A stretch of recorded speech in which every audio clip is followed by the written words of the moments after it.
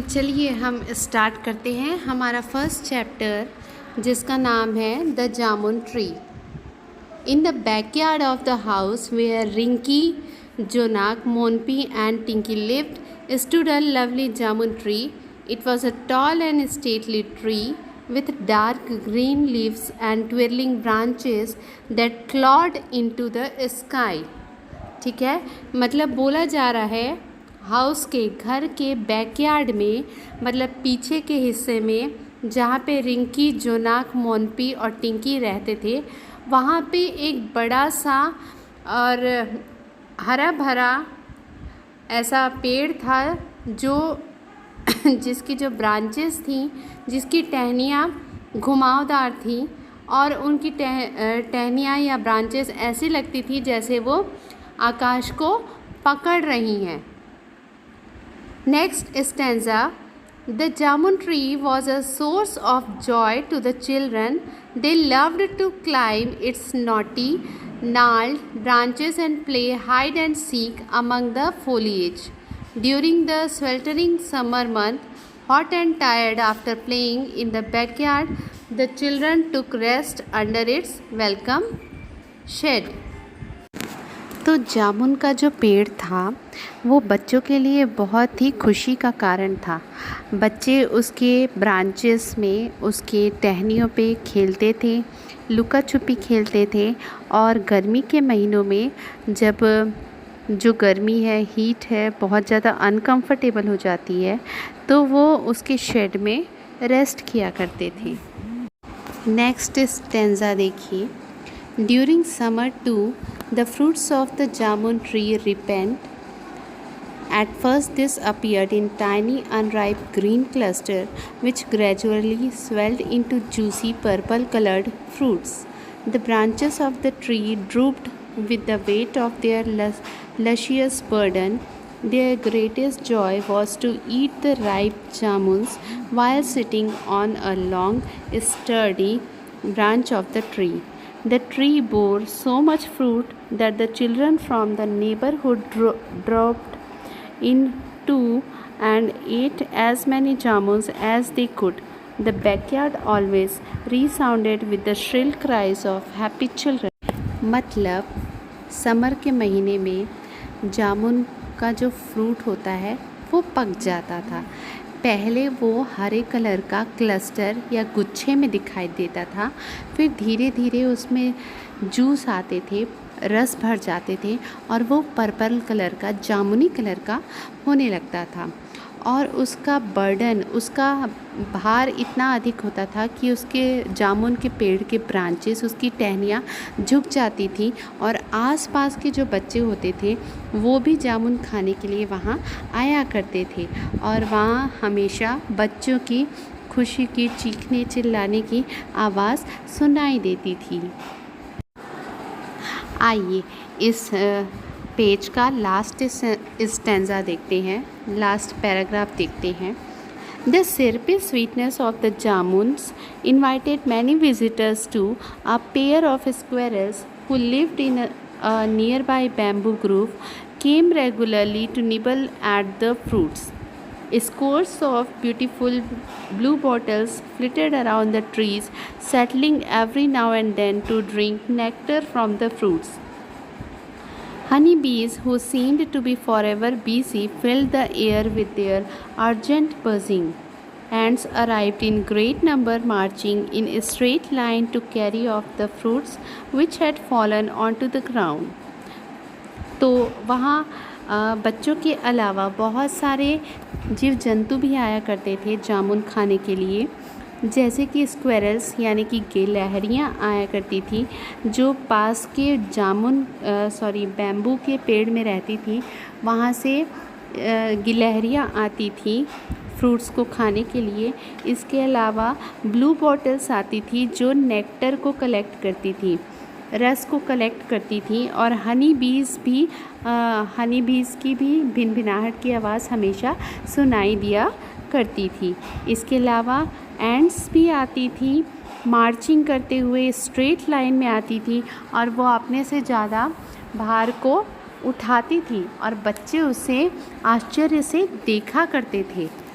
बच्चे आश्चर्य करते थे कि एंड्स कैसे अपने से ज़्यादा भार को उठा लेती हैं और किस तरीके से डिसिप्लिन्ड होती हैं। चलिए पेज नंबर 4 का फर्स्ट पैराग्राफ हम देखेंगे। But the visitors that the children loved most were the birds, squabbling magpies, chirping sparrows and squawking parrots being the commonest. Ricky and Jonak built a bird bath and their sisters, Monpy and Tinky, filled it with water. The birds enjoyed splashing about in the cool waters. तो जितने भी creatures कि जितने भी जीव जंतु वहाँ आते थे उनमें से सबसे ज़्यादा बच्चों को पसंद थे बर्ड्स। वहाँ मैगपाइज आती थी और स्पैरोज़ आती थी, गौरैया आती थी, पैरट्स आते थे, तोते आते थे। और बच्चों ने, रिकी और जोनाक ने मिल कर के बर्ड बाथ बनाया उनके लिए, एक छोटा सा बाथ टब जैसा बनाया और मोनपी और टिंकी उसमें पानी भरा करते थे और बर्ड्स उसमें स्प्लैश करती थी, खेलती थी और ठंडे पानी का आनंद लेती थी। आगे देखते हैं हम next paragraph. The month was January, the Bihu festival was fast approaching, they would be must feasting and merriment during the festival. Each household would build a meji, a pile of firewood stacked neatly together in their backyard. On the first morning of the festival, the meji would be set alight, invoking the blessings of Agni, the god of fire. तो जनवरी का महीना पास था और Bihu festival नज़दीक था। इसमें एक मेजी बनाई जाती है जो कि फायरवुड, पाइल ऑफ फायरवुड है। एक तरीके से जैसे हम होलिका दहन करते हैं वैसे ही लकड़ियों को इकट्ठा करके सजाया जाता है और उसमें बिहू का जो फेस्टिवल होता है उसके पहले दिन में उसमें आग लगाई जाती है और अग्नि देवता की आशीर्वाद को लिया जाता है। लेट्स बिल्ड अ चैम्पियन मेजी this year, Ricky suggested a few days before the festival. तो रिकी सजेस्ट करता है कि इस साल हम एक चैम्पियन मेजी अर्थात एक बहुत बड़ी मेजी बनाते हैं और ये आइडिया वो फेस्टिवल के कुछ दिन पहले देता है। Jonak, Monpi and Tinki warmed to the idea. Monpi, Jonak और टिंकी को ये आइडिया पसंद आता है।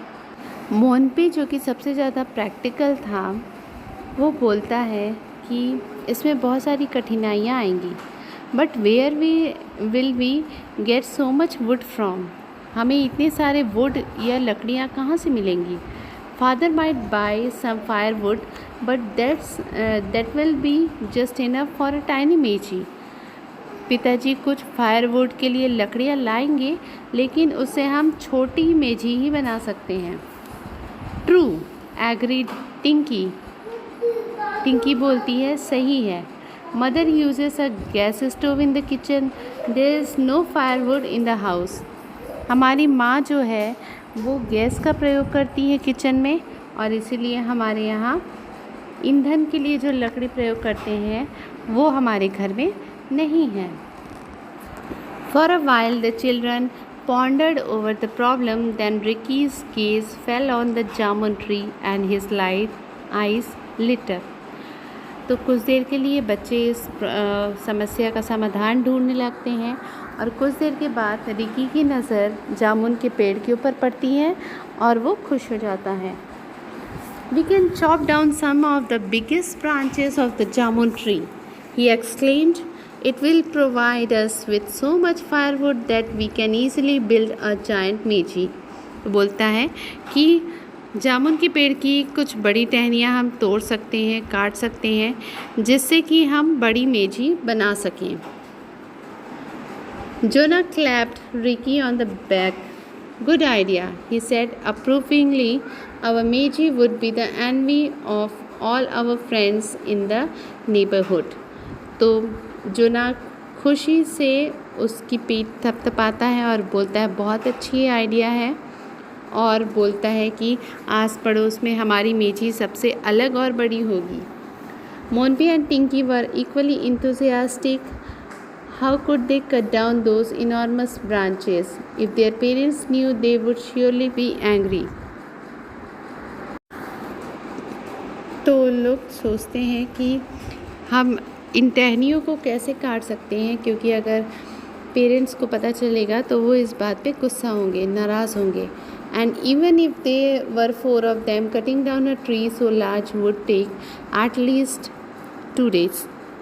तो उन्हें लगता है कि अगर 4 लोग भी मिलके ब्रांचेस को काटेंगे तो इतने बड़े पेड़ को कट करने में कम से कम 2 दिन का समय लग जाएगा.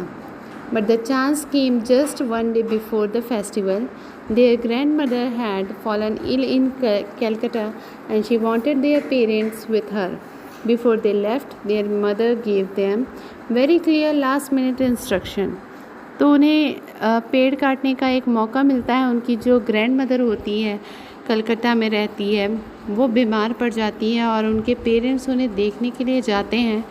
तब उन्हें ये मौका मिलता है और जाते समय उनकी मदर उनको इंस्ट्रक्शंस दे के जाती हैं, उन्हें कुछ बातें समझा के जाती हैं. Don't forget to get milk in the morning and remember to do your homework every day. And if you have time, go to the woods and pick up twigs and sticks that have fallen on the ground. You can add that to the wood we will buy for the meiji. तो उसकी माँ बोलती है कि हर सुबह दूध लेना मत भूलना, और अपनी पढ़ाई के बाद अगर तुम्हारे पास समय बच जाता है तो लकड़ियाँ, जो सूखी लकड़ियाँ गिरी होती हैं, उसको इकट्ठा कर लेना, ताकि हम जो फायरवुड के लिए लकड़ियाँ खरीदेंगे उसके साथ मिलके मेजी को तैयार कर सकें. The following day, happily for the children, was a Saturday. Borrowing an extra axe from their neighbors, they divided up the duties. Ricky and Jonah, being older, took on the heavy job of cutting the branches. Monpy and Tinky were to stock the wood in neat piles on the ground. तो अगले दिन शनिवार का दिन था और अपने पड़ोसियों से कुल्हाड़ी लाकर उन्होंने अपने काम को डिवाइड कर लिया. रिकी और जोना क्योंकि बड़े थे, उन्होंने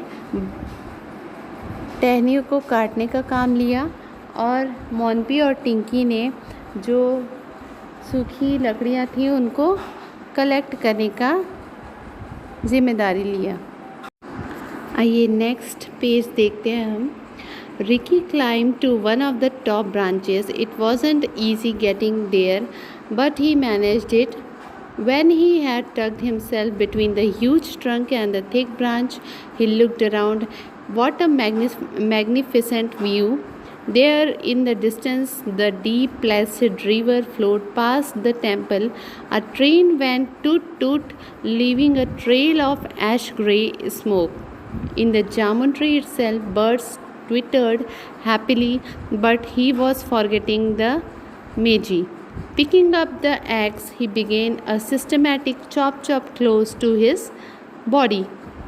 रिकी सबसे ऊपर वाली ब्रांच में चढ़ जाता है और वहाँ जाके जब वो तने और डाली के बीच में अटक जाता है तो उसे वहाँ से बहुत ही सुंदर नज़ारा दिखता है. उसे रिवर दिखती है जो टेंपल के पीछे से बह रही है और उसे साथ ही ट्रेन दिखाई देती है. ट्रेन से निकलता हुआ धुआं दिखाई देता है और बहुत सारी बर्ड्स दिखाई देती हैं जो जामुन ट्री के आसपास चहचहा रही थी. और धीरे से वो अपना काम शुरू करता है ब्रांचेस को कट करने का. Suddenly he could hear a shrill, high-pitched scream. It was a hawk kite that used to nest in the tree. He could only see one. Did that mean the other had gone off to hunt for food for fledglings? Were there little ones in the nest? तो अचानक उसे जोर की आवाज़ सुनाई देती है जो कि हॉक काइट की थी, जो उस पेड़ में घोंसला बनाए हुए था और वहाँ केवल उसे एक ही दिखता है. वो सोचने लगता है क्या दूसरा खाना लेने के लिए गया है और क्या यहाँ उसके चूज़े भी हैं, उसके बच्चे भी हैं। Curious, he climbed a little further, and sure enough, there were two nearly fully grown chicks. In fact, they were so big that they looked almost like their parents, only lighter in color. तो वो curious होके, उत्सुक होके और ज़्यादा पास जाता है और उसे दो फुली ग्रोन चिक्स दिखते हैं, दो बड़े बड़े चूज़े दिखते हैं जो कि ऑलमोस्ट बड़े हो चुके हैं अपने पेरेंट्स की तरह, खाली उनका कलर थोड़ा हल्का है। Hey Jonak, cried Riki climbing down, there is a nest with 2 young hawk kites here. तो रिकी जो होता है जोनाक को बोलता है नीचे उतरते हुए कि यहाँ 2 यंग हॉक काइट्स हैं। And look, Ricky, there's an enormous beehive, must be 2 years at least. तो जोनाक रिकी को बोलता है, देखो यहाँ बहुत बड़ा मधुमक्खी का छत्ता है जो कि कम से कम 2 साल का होगा। Sitting astride 2 branches, they wondered what was to be done now. और वो दोनों सोच में पड़ जाते हैं कि अब क्या करना चाहिए। Obviously we can't cut that side of the tree. What will happen to the chicks? तो बोलते हैं कि हम इस हिस्से को नहीं काट सकते क्योंकि क्या होगा उन चूज़ों का, उन बच्चों का क्या होगा। Nor this side, और इस साइड को भी नहीं काट सकते। And think of all the effort that's gone into the making of the beehive. क्योंकि मधुमक्खी के छत्ते को बनाने में भी बहुत मेहनत लगी होगी। And there must be many other nests that are used regularly by the birds. See, that's the hole that the barbet uses. तो वहाँ उन्हें बारबेट का भी नेस्ट दिखता है। इस प्रकार से दोनों कन्फ्यूजन में रहते हैं कि अब क्या किया जाए, क्योंकि ये जो ट्री है जामुन का वो बहुत सारे लिविंग क्रिएचर्स का होम हो चुका है। And look, this hole is obviously a squirrel's home, I can see peanut inside. और इस होल में पक्का गिलहरी रहती होगी क्योंकि हमें पीनट या मूंगफली के छिलके यहाँ दिख रहे हैं। दे क्लाइम्ड डाउन स्लोली, वो दोनों धीरे धीरे नीचे उतरते हैं। Down below, Monpi and Tinki were gathering whatever sticks and twigs they could find. They were surprise to see the brothers down so soon. तो मोनपी और टिंकी जो सूखे सूखे लकड़ियाँ होती हैं उनको कलेक्ट कर रही थी और अपने दोनों भाइयों को पास में पाके इतनी जल्दी नीचे उतरा हुआ देख के दोनों सरप्राइज़ होती हैं। What happened? they asked, और अपने भाइयों से पूछती हैं कि क्या बात है, क्या हो गया। Somewhat embarrassed, Ricky explained, "You see, this tree is a home for so many creatures that we couldn't bring ourselves to cut it down." "Oh, that's not fair," cried the youngsters together. "What will happen to our Meiji?" "Well, let's think," said Jonak. "We can't cut the tree, that's obvious. How would we feel if someone burnt our house down?" said Monpy, looking thoughtful. तो उन लोग बोलते हैं कि ये जो घर है वो बहुत सारे क्रिएचर्स का भी घर है। ये जो ट्री है बहुत सारे क्रिएचर्स का घर है और इन्हें काटना एक अच्छी बात नहीं है। लेकिन हमारे मेजी का क्या होगा, ऐसा सोचते हैं एक साथ। उसके बाद फिर जोनाक बोलता है, well let's think, we can't cut the tree. तो हम सोचते हैं इस बारे में क्या किया जा सकता है मेजी के बारे में, लेकिन हम इस पेड़ को नहीं काट सकते, ये तो ऑब्वियस सी बात है। क्योंकि हमें बहुत बुरा लगेगा अगर कोई हमारे घर को जला देता है। मोनपी इस बात पे चिंता करने लगती है। The 4 of them sat in the shade of the tree, leaning against the gnarled trunk. Finally, Ricky spoke. "I think we have to forget our plan for a big Meiji this year, maybe next year." तो चारों जो trunk था tree का उससे लग कर सो रहे थे, आराम कर रहे थे। रेस्ट कर रहे थे और इस बारे में सोच रहे थे, और रिकी बोलता है कि इस साल हमें अपना जो बिग मेजी का प्लान है उसे त्यागना पड़ेगा, उसे कैंसिल करना पड़ेगा। हो सकता है नेक्स्ट ईयर हम बड़ी मेजी बना सकें। Jonak had an idea. Look, in our class we have a social forestry project. They are giving us sababul sapling to plant in February March. I think I will ask them for some. These trees are especially grown to be cut so that older trees can be saved. ठीक है, तो जोनाक एक idea देता है कि हमारे class में social forestry project के लिए हमें सैपलिंग्स दी जा रही है सबबुल की, और ये हमें फरवरी और मार्च में दी जाती हैं। तो मैं उनसे कुछ सैपलिंग्स मांगूंगा, और इन ट्रीज़ को स्पेशली उगाया जाता है ताकि जो पुराने बड़े पेड़ हैं, फलदार वृक्ष हैं, उन्हें काटा ना जाए। Ricky said, "That what a good idea, Jonak. Get some sapling. We will plant them along the boundary wall. In 2 years' time, when they are grown, we can cut them down and have a grand meiji." तो Ricky बोलता है बहुत ही अच्छा idea है, हम उन्हें plant करेंगे अपनी बाउंड्री वॉल के पास, और जब वो बड़े हो जाएंगे 2 साल में तो हम उन्हें कट करके एक बड़ी सी मेजी बनाएंगे। When their parents returned, Monpi and Tinky told them about how the jamun tree had nearly become a meiji. Father smiled. "I am glad you didn't cut it down. Think what would have happened. You and your friend climb the tree, eat its fruit, play in its shade. If it weren't there, our courtyard would be silent." तो जब उसके parents आते हैं तब मोनपी और टिंकी उन्हें बताते हैं कि कैसे उन्होंने जामुन ट्री को कट करने का प्लान बनाया था, और उनके फादर स्माइल करते हैं, हंसते हैं और बोलते हैं कि मैं खुश हूँ इस बात से कि तुम लोगों ने जामुन के पेड़ को नहीं काटा, क्योंकि देखो तुम और तुम्हारे फ्रेंड्स वहाँ खेलते हैं। अगर जामुन का पेड़ नहीं रहेगा तो हमारा कोर्टयार्ड पूरा शांत हो जाएगा, यहाँ बच्चे खेलने के लिए नहीं आएंगे। He stopped for a while, then continued.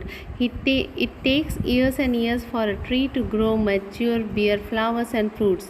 To cut one down takes just a few hours.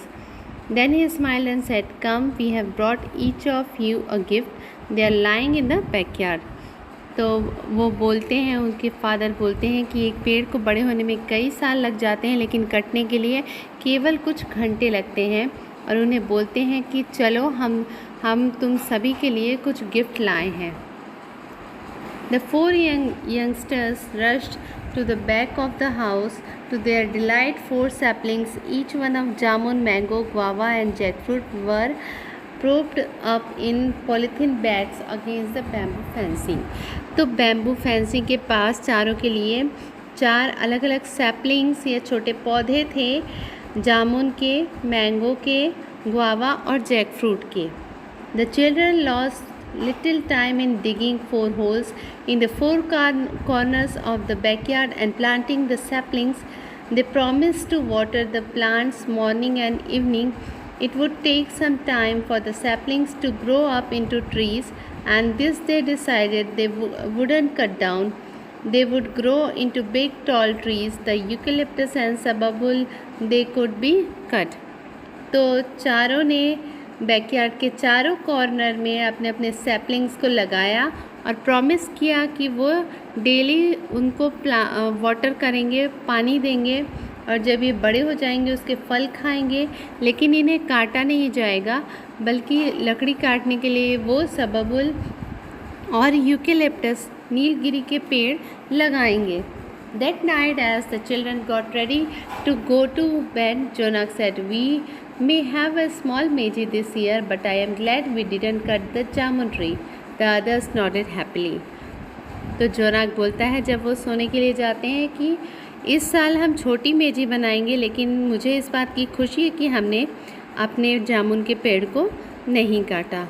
तो चिल्ड्रन, ये चैप्टर ओवर हो चुका है। ये अरूप कुमार दत्ता के द्वारा लिखा गया है। He is author of this chapter, जो कि 1946 में बॉर्न हुए थे आसाम में, ठीक है, और इन्होंने बच्चों के लिए कई बुक्स लिखी हैं,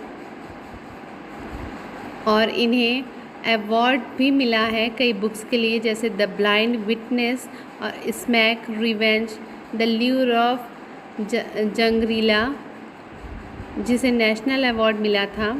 तो इस प्रकार से हमारा ये चैप्टर ख़त्म होता है। आई होप कि आप लोगों को समझ में आया होगा। इसके हार्ड वर्ड्स के मीनिंग को आप प्रैक्टिस कीजिए, लर्न कीजिए। Okay, see you then, take care.